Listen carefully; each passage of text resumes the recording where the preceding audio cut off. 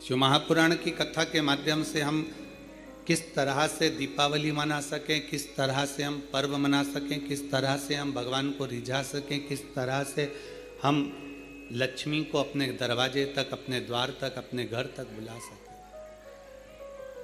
हमारा परिश्रम, हम पूजन तो करते हैं। भारत की भूमि पर रहने वाला ही नहीं, विदेश में रहने वाला भी सनातनी लक्ष्मी पूजन करता है। भारत की भूमि पर ही नहीं, संपूर्ण विश्व में रहने वाला, सनातन धर्म को मानने वाला शंकर की आराधना करता। पर उसके जीवन में लक्ष्मी कैसे प्राप्त हो? करता तो वो जिंदगी भर आ रहा है, लगातार कई वर्षों से पूजन कर रहा है, पर वही हर दीपावली पर पूजन करता है। उसके बाद भी उसको कहीं ना कहीं लोन उठाना पड़ता है, हाथ जोड़ना पड़ते हैं, किसी के आगे जाकर बोलना पड़ता है, तब कहीं थोड़ा सा रुपया उसके पास में एकत्रित होता है। उसका खुद का क्यों नहीं है? स्वयं का क्यों नहीं? एक शिव महापुराण के अंतर्गत एक बड़ा सुंदर संवाद स्कंद पुराण के अंतर्गत आता है। कार्तिक महत्तम में एक ब्राह्मण पति पत्नी दोनों बड़े बुजुर्ग थे, बहुत बुजुर्ग। 6 लड़कियां थी उनकी।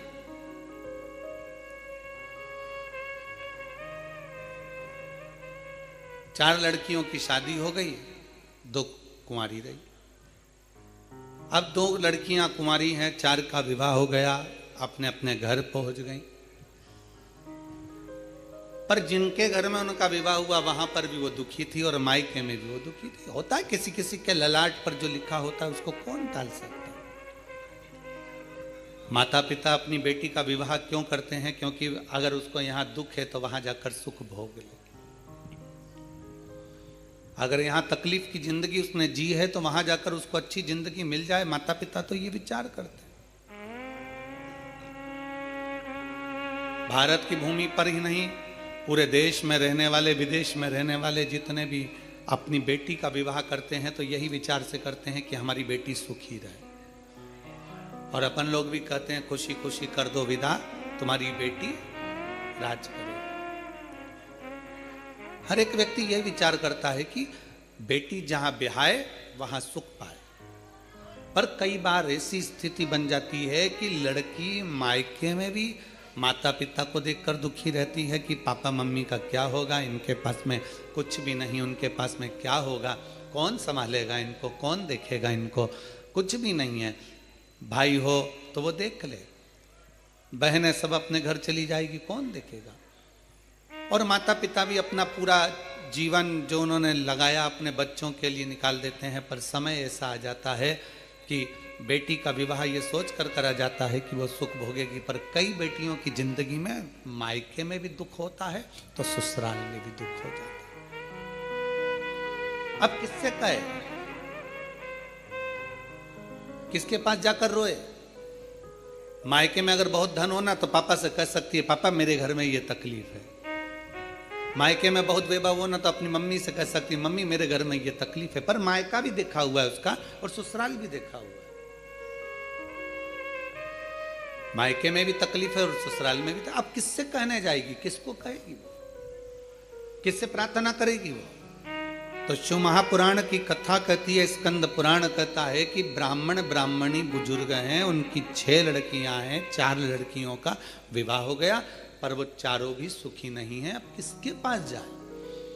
माता पिता तो शंकर के मंदिर के बाहर बैठकर थोड़ी सी भिक्षा मांग लेते हैं, भिक्षा में आटा चावल मिल जाता है, थोड़ी सेवा कर लेते हैं भगवान की, और उस आटा चावल को जो मिलता है तो ब्राह्मण भी इतने विचित्र हैं वो पति पत्नी कि जो भिक्षा में मिलता है शंकर जी के मंदिर में शाम को पहुंचते हैं प्रदोष काल में, और प्रदोष काल में शिव जी के मंदिर में पहुंचकर उस भिक्षा के हिस्से कर देते हैं।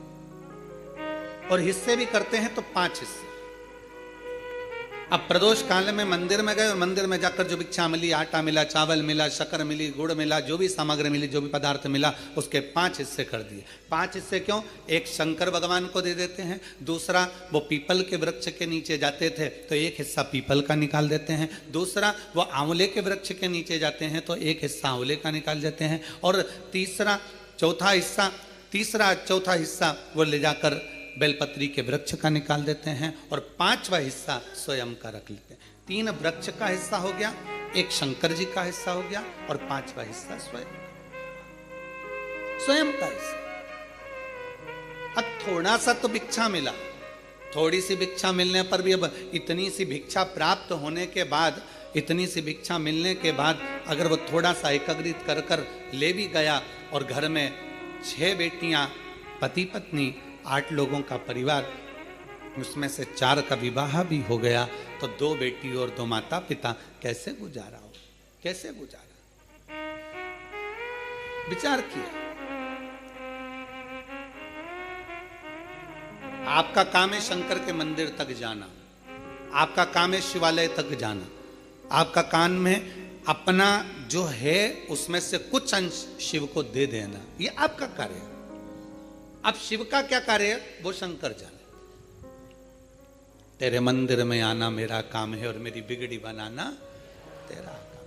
तेरी चौखट तक में आ ही गया, मुझे दर्श दिखाना तेरा काम। अब उसके ऊपर निर्भर है। क्यों हमने अभी कथा के शुरू में कहा कि मकान मिले ना मिले पर पता मिल जाना चाहिए, भगवान मिले ना मिले पर शिव कथा मिल जाना चाहिए। उसका कारण केवल इतना सा है कि भगवान मिलता कब है, जब हम कथा को श्रवण करते हैं। भगवान राम ने शबरी को कहा, माता शबरी अम्बा के दरवाजे पर कहा कि तुम सत्संग करो, कथा श्रवण करो, संगत करो। जब तुम कथा सुनोगी, तुमने अपने गुरु मातंग बाबा के मुख से सुन लिया कि राम आएंगे, तुमने मेरा इंतजार करा। क्यों? गुरु के मुख से सत्संग में सुना था कि परमात्मा मिलेगा जरूर, आएगा जरूर, तो मेरा आगमन हो गया। उसी तरह कथा सुनते हैं हम और कथा में ये चीज सुन लेते हैं कि मैं अगर ये करूंगी तो मेरा शंकर मेरी सुनेगा। शिव जी को 1 लोटा जल चढ़ाऊंगी, मेरा शिव मुझे सुनेगा। श्री शिवाय नमस्तुभ्यम बोलूंगी, मेरा शिव मेरा सुनेगा। मैं भगवान शंकर को इस तरह से बेलपत्र चढ़ाऊंगी, मेरा शंकर मुझे सुनेगा। इसीलिए शिव महापुराण की कथा कहती, भगवान मिले ना मिले पर शिव कथा मिल जाना चाहिए। कथा मिली कि परमात्मा को ध्यान रखना ही पड़ेगा। बकरी चलाने वाला अपने मोहल्ले की बकरी लेकर निकल गया और बकरी वाला जब लेकर निकला है और घर के लोगों ने देख लिया कि वो बकरी लेकर जा रहा है, पहचान का आदमी और बकरी लेकर जाएगा, मतलब बकरी वाले से उसने एक ही बार कहा कि हमारे घर की बकरियां ले जा, हमारे यहाँ की गाय ले जा, चरा कर लिया ना, हमारे यहाँ का ऊँट ले जा, चरा के लिया ना, हमारे यहाँ की भेड़ ले जा, चरा के लिया ना। बकरी वाले को तो केवल एक बार कहा गया, बकरी वाला रोज ले जाता है, रोज चरा कर लाता है। अब जवाबदारी किसकी है? बकरी चराने वाले की। आएगा, बकरी नहीं आई तो किससे कहेगा क्यों हमारी बकरी कहाँ है, क्यों हमारी गाय कहाँ है, क्यों हमारा ऊँट कहाँ है, क्यों हमारी भेड़ कहाँ है, उससे कहेगा। उसी तरह शिव कथा बाचने वाला हो, भागवत कथा बाचने वाला हो, चाहे कोई संत साधु गुरुजन हो, भगवान उनको भेज देते हैं कि ये संसार सागर के लोग हैं, इनको ले जाकर परमात्मा की चौखट तक भेज देना। बस तू अगर इनको यहाँ तक लेकर आ गया, फिर आगे की जवाबदारी वो शंकर की है, फिर ओघड़दानी की है, उसके ऊपर निर्भर है, फिर उसके ऊपर आश्रित हो जाता है। अब उसके ऊपर आश्रित हो जाएं, हम क्या विचार करें? शिव महापुराण की कथा कहती है, दुनिया के लोग तोड़ेंगे, आपको जुड़ना है। कितना तोड़ने का विचार? आज के जमाने में राजनीति कोई साधारण हो गई क्या? आज के जमाने की राजनीति देखिए, ब्राह्मणों को तोड़ दिया, क्षत्रियों को तोड़ दिया, वैश्य को तोड़ दिया, शूद्र को तोड़ दिया, 4 वर्णों में चारों को तोड़ कर रख दिया। और वहां अगर आज भी हम लोग एकजुट नहीं हुए तो आने वाला समय हमको रुला देगा। आपकी जेब में 100 का नोट है? अरे बोलो तो जम के, चलो ठीक है। 100 रुपए के 4 हिस्से करो, कितने कितने हो गए? जम के बोलो, 25-25। ठीक है। अब 100 के नोट के 4 हिस्से कितने हुए? 25-25। अब निकालो नोट और उसको 4 हिस्से में फाड़ दो, और एक हिस्सा 25 में चला कर बताओ, चलेगा? दूसरा हिस्सा 25 में चलेगा? नहीं। तीसरा चलेगा? चौथा चलेगा नहीं, पर वही 100 का नोट वापिस सेलो टेप लगाकर जोड़ दो तो वो 100 की 100 में ही चलेगा, वो 100 की 100 में ही चलेगा। 4 टुकड़े हमारे सनातनियों के, हमारे हिंदू भाई बहनों के, ये 4 टुकड़े कर दिए, ब्राह्मण, क्षत्रिय, वैश्य और शूद्र। अब सोचा कि इनको तोड़ दो और तोड़ के चला लो, तो तुमने तोड़ तो दिया पर ये चल नहीं पाएंगे। जब ये एक हो जाएंगे तो 100 के धाव में ऐसे निपटाएंगे कि आगे बढ़ते चले। एक हो, टुकड़े की मूलता नहीं है यहाँ। अगर टुकड़े टुकड़े हो गए तो कोई नहीं पूछने वाला। अगर हम एकजुट हो गए, एकजुट होकर अगर हमने अपनी जिंदगी जिए तो उसका एक आनंद हो जाए। एकजुटता में आनंदता है।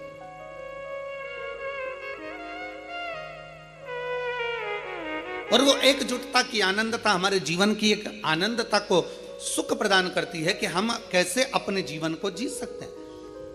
शंकर भगवान के मंदिर में गए दोनों बुजुर्ग, बूढ़े ब्राह्मण ब्राह्मणी, और भगवान शंकर के मंदिर में 5 हिस्से कर दिए। 5 हिस्से कर एक हिस्सा शिव का छोड़ा, पीपल के वृक्ष के नीचे गए, दूसरा हिस्सा पीपल के वृक्ष के नीचे दिया, तीसरा आंवले के वृक्ष का नीचे दिया, चौथा बेलपत्री के वृक्ष के नीचे दिया, और 5वां जो हिस्सा थोड़ा सा आटा चावल जो भी मिला होगा उसको अपनी 2 बेटियां और स्वयं बड़े प्रेम से पा लेते। कभी कभी नहीं भी मिलता तो भूखे सो जाओ। किससे कहें वो 4 बेटियों का विवाह करा, वो भी दुखी, किससे जाकर कहे, किससे विनय करे। शिव महापुराण की कथा कहती है जब एक लड़की का विवाह हो जाता है और वो अपने ससुराल पहुंच जाती है, और ससुराल में पहुंचने के बाद जब वो देवाधिदेव महादेव को 1 लोटा जल चढ़ाती है तो वो लड़की का चढ़ाया गया, बहू का चढ़ाया गया, बेटी का चढ़ाया गया जल, 1 लोटा जल वो साधारण नहीं होता।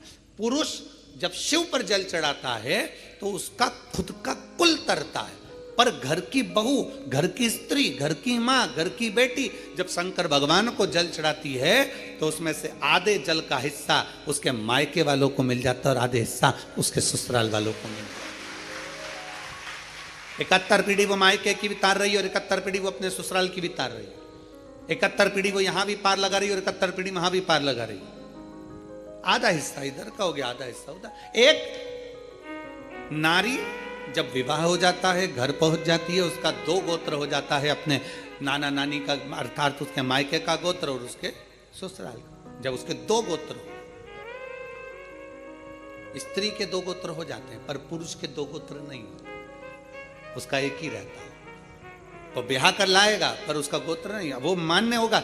इसलिए हमारे सनातन धर्म में जब पिंडदान करने के लिए जाया जाता है, जब गया जी पहुंचते हैं, हरिद्वार पहुंचते हैं, प्रयागराज पहुंचते हैं, काशी आदि पहुंचते हैं, पिंडदान करते हैं, तो वहां पर ब्राह्मण देवता पूछते हैं कि तुम्हारे नाना नानी का भी पक्ष बताओ और तुम्हारे दादा दादी का भी पक्ष बताओ। 2 कुल देखे जाते हैं, इधर से भी उधर से। माता पिता दुखी, बेटियां 2 घर में कुंवारी। समय बीतता गया, जो 4 बेटियां ब्याही थी बड़ी दुखी थी। दुखी होने के कारणवश एक बार वो अपने पिता से मिलने के लिए आई। विचार करा कि हमारे दुख हमारे माता पिता को श्रवण कराएंगे, पर माता पिता तो पहले से दुखी हैं, अब किससे कहें। ये चीज हमें सीखना चाहिए। अब अपनी पड़ोसन तो पहले से दुखी और ऊपर से तुम जाके बोलो मेरी बहू बड़ी परेशान करती है। अब उससे पूछो पड़ोसन से, तो मेरी तो और जगदम्बा है।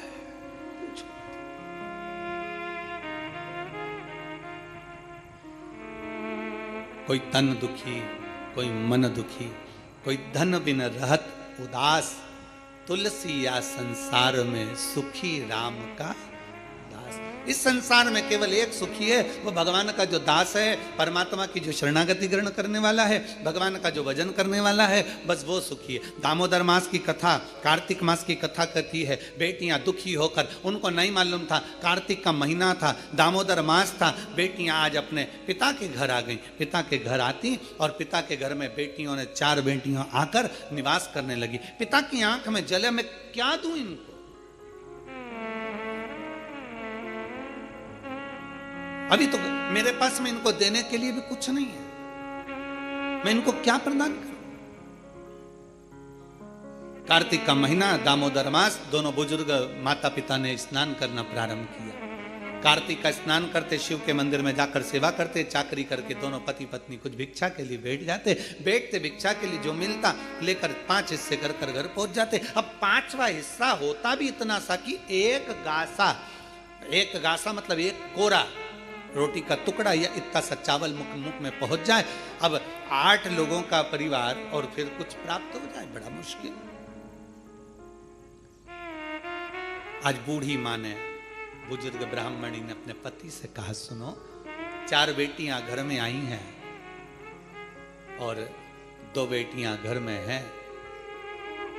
मैं बेटियों का चेहरा देखकर लगता है कि बेटियों को तकलीफ बड़ी बहुत दुख है। कहते हैं दुनिया में बुखार नापने का भी एक यंत्र मिल सकता है, बीपी नापने का एक यंत्र मिल सकता है, दुनिया में शुगर नापने का भी यंत्र मिल सकता है, सारी बीमारियां नापने का यंत्र मिल सकता है, पर दुनिया में किसी का दिल नापने का यंत्र नहीं मिल सकता। दिल को नापना बड़ा, उसका यंत्र नहीं है, और उसका यंत्र है केवल एक मां। घर का पिता और घर की मां एक ऐसी होती है जो घर में रहने वाली बेटियों का, घर में रहने वाले बेटों का, घर में रहने वाली बहुओं का, घर में रहने वाले पोता पोती का मुख देखकर जान जाती है कि इसको क्या तकलीफ है। वो यंत्र केवल माता पिता के पास होता है, केवल एक मां और पिता के पास के सिवा कोई यंत्र किसी के पास नहीं हो सकता। और शास्त्र कथा, शिव महापुराण की कथा कहती है, 3रे नंबर पर आता है गुरु। वो यंत्र एक गुरु के पास भी होता है, पर माता पिता अपने बच्चे से कह देते हैं कि तुझे ये तकलीफ है, पर गुरु कभी नहीं कह सकता कि तुमको ये तकलीफ है। गुरु हमेशा यंत्र है, उसके पास में भी वो यंत्र होता है कि वो देख लेता है कि कितना दुखी है, पर गुरु नहीं कहता कि ये दुखी है। गुरु हमेशा कहता है मुस्कुराइए, खुश रहिए, सुखी रहिए। और मुस्कुराता हुआ गुरु अपने सामने से निकल कर चले जाए, देखता हुआ मुस्कुराता हुआ चले जाए, समझ लेना कि गुरु ने वो यंत्र से नाप लिया है और गुरु ने तुझे देकर कुछ भेज दिया है। वो गुरु है, नहीं देगा गुरु कुछ भी, कुछ नहीं देगा। तुम विचार करो, किसी गुरु के पास में करोड़ों का धन हो ना, तो गुरु जी के पास जाकर कहना गुरु जी करोड़ों का धन हमको दे दो, ना देगा गुरु, गुरु कभी नहीं देगा।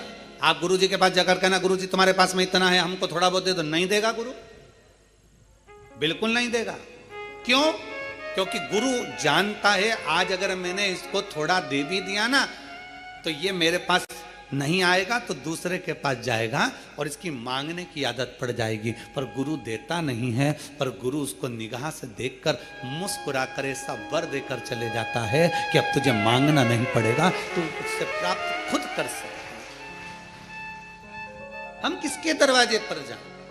बुजुर्ग माता पिता ने विचार करा, बूढ़ा बूढ़ी ने विचार करा, हम करें तो करें क्या। विचार करते करते आंखों में जल भर गया। बेटियों का भरण पोषण कैसे करा जाएगा, बेटियों के लिए क्या करा जाएगा। दोनों पति पत्नी चले रोते रोते, नेत्रों में जल भरते हुए। पति ने कहा चिंता मत करा, 5वां हिस्सा लेकर जा रहे थे और सारे वृक्षों के नीचे हिस्सा देते हुए चले जा रहे थे। दामोदर मास था, कार्तिक का महीना था। आज पत्नी के मुख से निकल गया, थोड़ा सा घी आया हुआ है, एक काम करते हैं 5 जगह इस घी का हिस्सा करना है, तो भगवान के मंदिर में दीप लगा देते हैं। पति ने कहा घी तो आया है पर कपास नहीं है। पत्नी ने अपने तन की साड़ी को फाड़ लिया।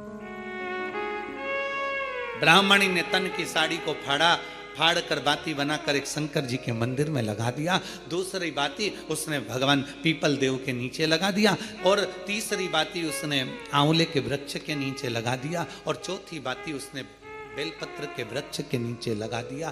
4 बाती शिव महापुराण का स्कंद पुराण कहती है, ब्रह्म वैवर्त पुराण कहती है, हमारा शास्त्र कहता है, कूर्म पुराण कहती है, विष्णु पुराण कहती है कि पीपल का वृक्ष, बेलपत्री का वृक्ष और आंवले का वृक्ष, शास्त्र कहता है कार्तिक के महीने में इन 3 वृक्ष की जड़ में स्वर्ग स्वयं आकर निवास करता है।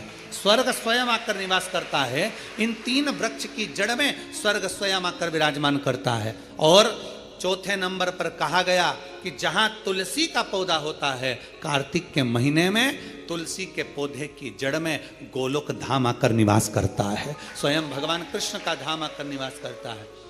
पति पत्नी विचार करते हुए साड़ी को फाड़ते, बत्ती बनाते, घी में डुबोते, दीप लगाते, चलते जाए। जैसे ही शंकर के मंदिर में दीप लगाया, चिंता भगवान शंकर को हो गई। शिव जी ने इशारा करा पीपल देव को, जिसमें 52,000 ब्राह्मणों का वास होता है। पीपल देव को इशारा कर कर जैसे ही पहुंचे, पीपल के वृक्ष में से एक लड़की निकलकर बाहर आई, काका मुझे तेरे साथ चलना है। इतने में पत्नी पति से कहती है, अपने घर में 6 लड़कियां पहले से हैं, कैसे लेकर जाएं इसको। पति कहता है, देख वो उसका कोई नहीं है, पीपल के पेड़ के नीचे बैठ के रो रही है, ले चल। पत्नी ने हाथ पकड़ा, आगे बढ़े, आंवले के वृक्ष के नीचे पहुंचे। जैसे आंवले के वृक्ष के नीचे पहुंचकर जैसे उन्हें दिया लगाया, और दीप जैसे लगाया, इसलिए लक्ष्मी का दीप कभी भी गोल बत्ती का नहीं होता, लक्ष्मी का दीप हमेशा लंबी बत्ती का होता, हमेशा लंबी बत्ती का होता। शिव महापुराण की कथा कहती है, बाती जो लगाई जाती है दीपावली पर लगाओ, चाहे आप धनतेरस पर लगाओ, चाहे आप रूप चौदस पर लगाओ, चाहे पड़वा पर लगाओ, चाहे दूज पर लगाओ, बाती हमेशा लंबी होना चाहिए, लंबी बाती, चाहे तेल की लगा रहे हो चाहे घी की लगा रहे हो, भाव से। बैकुंठ ये सुंदर रूप चौदस की जो पूजन का विधान है, आपको धनतेरस की पूजन का जो विधान बताया था, धनतेरस की पूजन का जैसा विधान था, पहुंचकर पाटे को बिछाकर, चौक पूर कर, जिस थाली में आपने स्वस्तिक बनाकर जो सिक्का रखा है, उसी में एक सिक्का और रखकर उसकी पूजन अर्चना करना है, वैसी की वैसे ही जैसा पहले कल कहा गया। रोली, चावल, हल्दी, मोली, मेहंदी, सिंदूर आदि सब चढ़ाते हुए, और साथ में 2 दीप लगेंगे। रूप चौदस के दिन 2 दीप है। एक दीप है घी का, लंबी बत्ती का, जो लक्ष्मी जी के सीधे हाथ पर आएगा। दूसरा दीप है घी का दीप भी आटे का आएगा, और तेल का दीप भी आटे का आएगा। जो तेल का दीप लगेगा वो थोड़ा सा दिया बड़ा लेना, उसमें 4 लंबी लंबी बत्तियां रखना, सरसों का तेल या मीठा तेल या तिल्ली का तेल जो भी मिल जाए उसके अंदर डाल लेना। 4 बत्ती ये लक्ष्मी जी के लेफ्ट हैंड की ओर आएगी। उसी आटे का तेल का जो दिया रहेगा, उसके अंदर या तो पीली सरसों या काली सरसों, जो राई होती है, सरसों होती है, उसके थोड़े से दाने उसमें डाल दिए जाते हैं। लक्ष्मी जी का पूरा पूजन बड़े भाव से करिए, जल का छींटा दीजिए, रोली, चावल, मोली, हल्दी जो भी है आपके पास समर्पित करने के लिए पूजन की थाली में, वो समर्पित करिए। मीठे का भोग लगाइए, और भोग लगाने के बाद में बड़े प्रेम से 5 कमलगट्टे, 5 हल्दी की गठान, 5 अमर बेल के टुकड़े। अमर बेल होती है एक लंबी सी बेल, पेड़ों पर चलती है, पीले कलर की, जो कि पूरे पेड़ पर छाई रहती है, उसको कहीं पर भी डाल दिया जाए वो बढ़ती चली जाती है। वो हमारे वंश की वृद्धि के, लक्ष्मी की वृद्धि के लिए श्रेष्ठतम मानी जाती है। 5 टुकड़े अमर बेल के, 5 हल्दी की गठान, 5 कमलगट्टे, दोनों हाथ में लेकर मां लक्ष्मी से प्रार्थना करते हुए उन सिक्कों पर समर्पित कर दीजिए। सिक्कों पर समर्पित कर कर जो घी का दिया लगाया है तुमने लक्ष्मी जी के सीधे हाथ पर, उसको उठाकर माता की आरती कर लीजिए। जो तेल का दिया है, घी का दिया वापिस रखकर आरती के बाद में जो तेल का दिया है 4 बत्ती वाला जो तुम जला कर रखी हो, उसको पूरे घर में घुमाकर, रूप चतुर्दशी के दिन, रूप चौदस के दिन, नरक चौदस के दिन, पूरे घर में घुमाकर, सारे घर के दरवाजे खोलकर, बड़े प्रेम से घुमाकर, मुख्य द्वार के बीच में, जो घर से बाहर निकलने वाला द्वार है, उसके ठीक बीचों बीच वो दिया 4 बत्ती का रख देना चाहिए। कुछ देर के लिए दरवाजे खुले रखना चाहिए। पूरे घर में माता लक्ष्मी का स्मरण करते हुए श्री शिवाय नमस्तुभ्यम बोलते हुए दिया रखकर जब वापिस आए, माता लक्ष्मी को झोली पसार कर प्रणाम कर कर कहें, माँ हमारे घर में निवास करो, आपका भंडार सदा भरा रहे, खाली ना हो।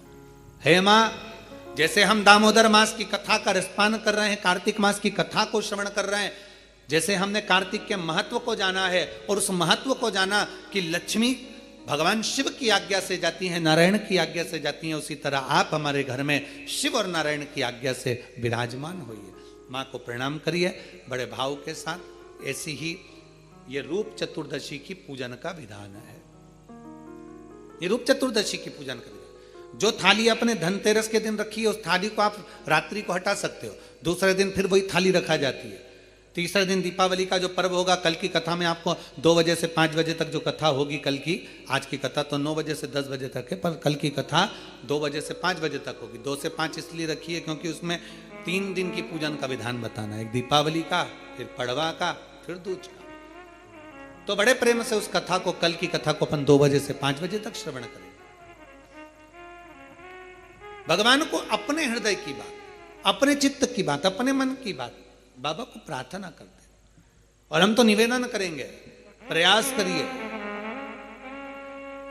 अगर हो सके रूप चतुर्दशी का अगर दिन है, नरक चौदस का दिन है, जैसे कुबेरेश्वर धाम पर दीपावली कब की है, 31 अक्टूबर की, तो 29 तारीख को धनतेरस है, 30 तारीख को रूप चतुर्दशी है, नरक चौदस है। तो हम तो प्रार्थना करें, निवेदन करें आपसे, अगर हो सके, शरीर में अगर बहुत रोग है और बहुत तकलीफ की जिंदगी चल रही है, मतलब हर 2 महीने में 3 महीने में कोई ना कोई दुख तुम्हारे सामने आकर खड़ा हो जाता है, कोई तकलीफ आकर खड़ी हो जाती है, चाहे बच्चों को हो रही हो, चाहे बेटियों को हो रही हो, चाहे परिवार में हो रही हो, तो हम तो निवेदन करेंगे रूप चतुर्दशी के दिन 1 लोटा जल, उसमें बड़े प्रेम से कोई थोड़ा सा इत्र का अगर भाग मिल जाए, और इत्र ना मिले तो पीला चंदन या लाल चंदन डालकर, अगर कहीं आंवले का वृक्ष हो, पीपल का वृक्ष हो और बेलपत्र का वृक्ष हो, 3 जगह पर थोड़ा सा वो लोटा जो घर से लेकर जाओगे, पात्र लेकर जाओगे, रूप चतुर्दशी के दिन तीनों वृक्ष के नीचे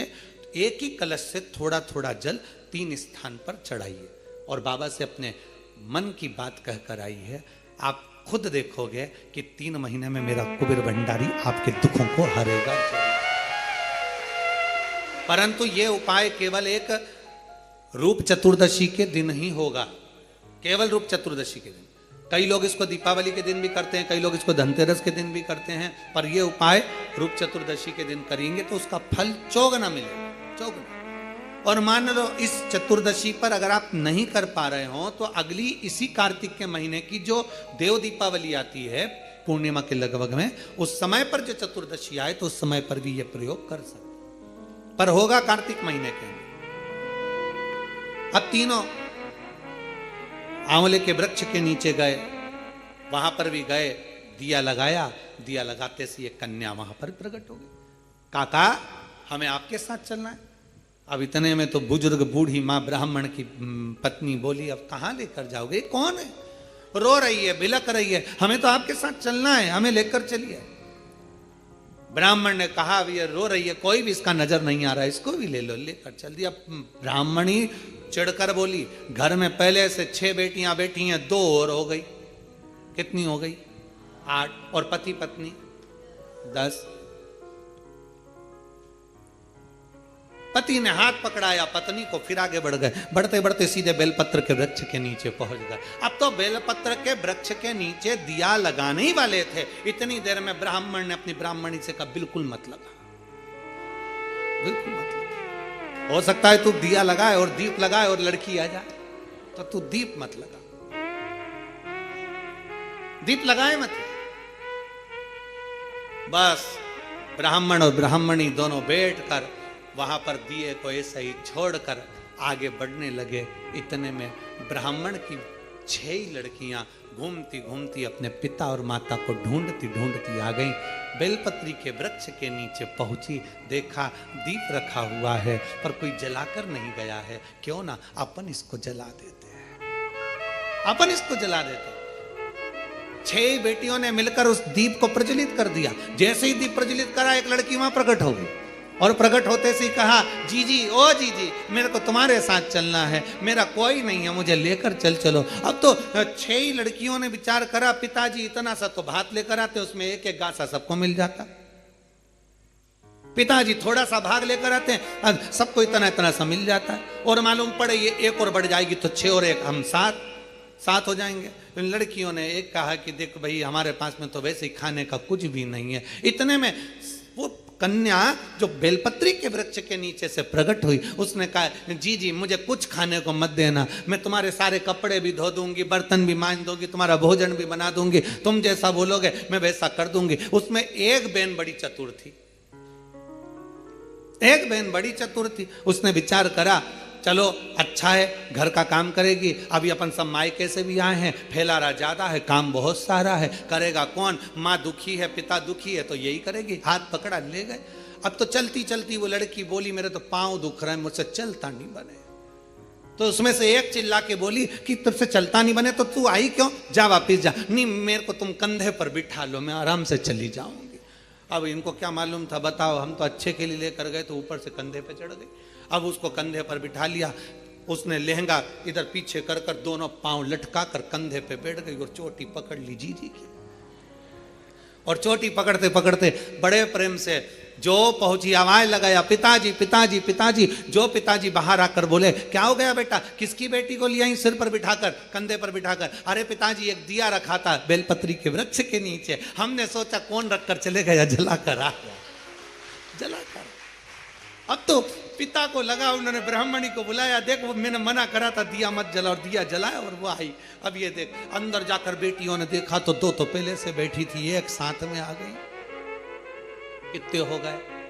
सब मिला के 11। अब 11 की 11 एकत्रित हो गए। अब बेटियां बड़ी भूख से व्याकुल, अन्न का भाग नहीं, थोड़ा सा करें तो करें क्या करें। इतने में पीपल के वृक्ष के नीचे से जो बेटी निकली,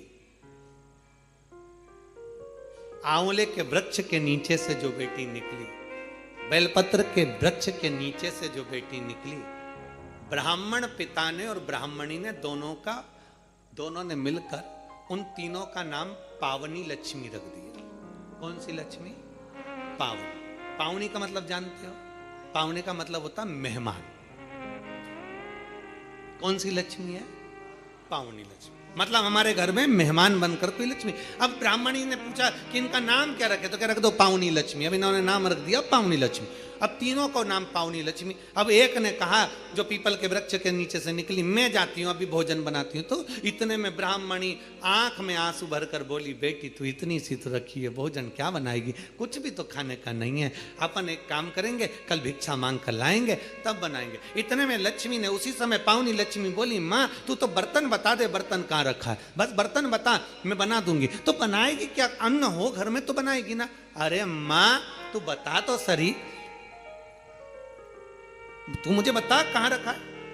तो इतने में ब्राह्मणी ने पूछा घर में अन्न नहीं है तो तू देगी क्या। इतने में पावनी लक्ष्मी ने कहा मां एक बूढ़ा बूढ़ी पीपल के वृक्ष के नीचे आते थे, अपने अन्न का एक हिस्सा रख कर जाते थे। शंकर भगवान बोले हैं उनके अन्न का पूरा हिस्सा चुका कर आना है, इसलिए मैं तुम्हारे दरवाजे पर आई हूं। मां भागवता बर्तन दिए, भोजन बनना तैयार हुआ। जैसे ही भोजन बनकर तैयार हुआ सबने पाया ऐसा स्वादिष्ट भोजन, आज पेट भरकर जिंदगी में पहली बार भोजन करा। भोजन कर कर बर्तन मंज कर रखे ही थे, कोई रिश्तेदार कभी नहीं आता था क्योंकि धनी नहीं था। सुख के साथी हजारों हैं जब दुख पड़ा तब कोई, धन के साथी हजारों हैं जब धन नहीं तो कोई। अब धन नहीं, कोई रिश्तेदार नहीं आता था। आज सब भोजन कर कर आराम से बस चक होकर खूब आनंद में रह रहे थे, खूब प्रेम से बात कर रहे थे। इतने में जो मामा कभी नहीं आता था वो मामा आ गया, और मामा आकर दरवाजे लगाया, दरवाजा बजाया, और आवाज बजाकर जैसे दरवाजा बजाया जीजी आई बाहर। बहन ने कहा भैया तू इतने सालों के बाद आज आया है, कैसे आना हुआ? बहन यहाँ से निकल रहा था, बहुत भूख लग रही थी, सोचा तेरे घर का भोजन करते हुए चले जाऊं। अब ब्राह्मणी ने मन में सोचा जो भोजन था वो तो सब हम खा गए, 11 की 11 पूरा निपटा गए, कुछ बचा तो है नहीं। अब तुझे दे तो दे क्या प्रदान करें। इतने में दूसरी लक्ष्मी पावनी दूसरी लक्ष्मी आंवले के वृक्ष के नीचे की बोली, अरे माँ क्यों चिंता करती है, तुम्हारा मामा तुम्हारा भाई हमारा मामा बिठा अभी हमें भोजन बना के लाती। दूसरी ने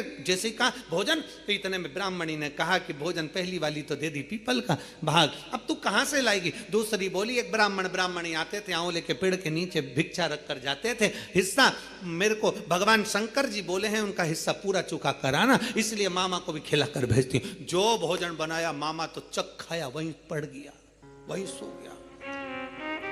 मामा जैसे ही सोया खूब आनंद में रहे।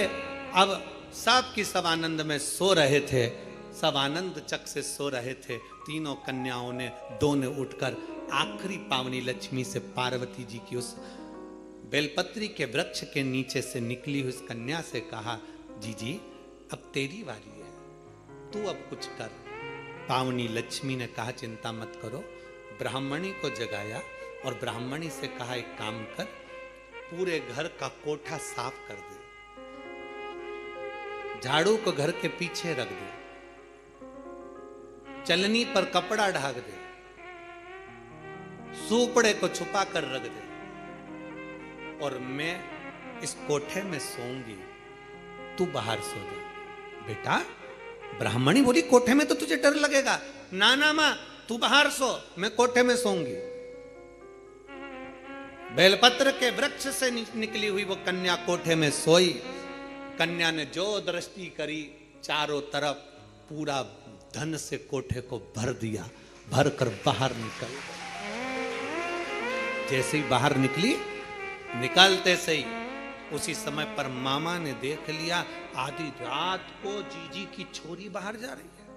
अब उसको क्या मालूम था, मामा कभी जिंदगी में आया हो तो मालूम हो कि जीजी की छोरी 6 थी, ये तो दिखने में कितनी हो गई, पूरी की पूरी ना।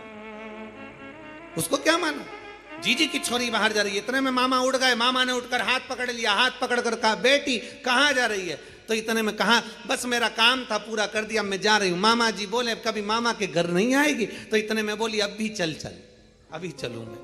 हाथ पकड़कर मामा बेटी को घर लेकर गए। मामा की दशा भी ठीक नहीं थी। कहा, मामा चलनी को ढाक दे, झाड़ू पीछे रख दे, कोठे को लेपन कर दे, मैं यहाँ सोऊंगी। मामा कहे, बेटा अकेली कहाँ सो पाएगी। कहा, मामा तू जा।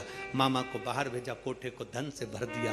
तीनों बेटियां एक जगह से इकट्ठी होकर चली तो ब्राह्मणी ने हाथ जोड़कर कहा, तुम कौन हो, कौन हो। कहा, बाबा दामोदर मास में कार्तिक के महीने में तुमने शिव की अर्चना करी, शंकर के मंदिर का झाड़ू बुआरी कर कर दीप का दान किया, पीपल के वृक्ष का दीप दान करा, आंवले के वृक्ष का दीप दान करा, बेलपत्री के वृक्ष का दीप दान करा, तो शंकर भगवान की करुणा से हम तीनों ने आपका भंडार भरा। भगवान ब्राह्मणी बड़े आनंद में झूमने लगे। ये शिव तत्व, ये शंकर की अभिदल कथा। कार्तिक महीने में दीपदान का बड़ा महत्व है, इसलिए दीपावली की रात्रि को यहाँ कुबेर भंडारी के दरवाजे पर लोग आते हैं, 11 दीप घी के जला कर जाते हैं। दूसरे दिन बाबा का खजाना लेकर जाते हैं। तो ये तो दिल से लोग बाबा के दरवाजे पर आते हैं। और आपको तो बड़े प्रसन्नता, 31 तारीख को दीपावली महापर्व मनाकर लोग 1 नवंबर को बाबा के दरवाजे पर आकर खजाना लेकर बाबा का भजन कर कर जाते। कभी मौका लगे तो दीपावली की रात्रि को आकर एक बार दर्शन करना बाबा के धाम का। ऐसा लगता है पूरा बैकुंठ और कैलाश मेरे बाबा का इस कुबेरेश्वर धाम में आकर बस जाता है। पूरा बैकुंठ कैलाश सारे तीर्थ होकर आइए और एक बार कुबेरेश्वर धाम होकर जाइए। कुबेरेश्वर बाबा की धरा पर कहीं पर भी सुबह से लेकर शाम तक बैठे हुए ऐसा शांति का महल आनंद उत्पन्न होगा। ऐसा लगेगा कि हम कहाँ आ गए। सारे तीर्थ घूमो पर आखिरी में एक बार कुबेर भंडारी के दरवाजे पर जरूर